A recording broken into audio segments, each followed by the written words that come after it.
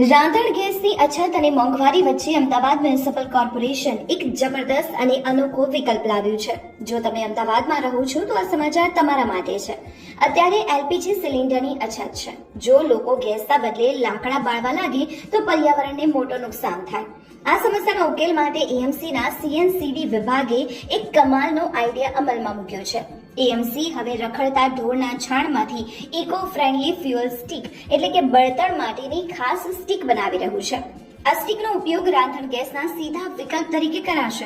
તમને જાણીને નવાઈ લાગશે કે અત્યાર સુધીમાં 1000 કિલો જેટલો સ્ટિકનો જથ્થો તૈયાર પણ કરી દેવાયો છે. અને શહેરમાં આવેલી રેસ્ટોરન્ટ, હોટેલ અને ધાર્મિક સંસ્થાઓ તરફથી તો ગેસના બદલામાં વાપરવા 350 કિલો સ્ટિકની ડિમાન્ડ પણ આવી ગઈ છે. પર્યાવરણને બચાવવાનો અને ગેસની અછત દૂર કરવાનો એએમસીનો આ વેસ્ટમાંથી બેસ્ટ આઈડિયા તમને કેવો લાગ્યો? કમેન્ટમાં જરૂર જણાવો. અને આ અનોખા પ્રયોગની માહિતી તમારા મિત્રો અને પરિવારજનો સાથે જરૂર શેર કરો.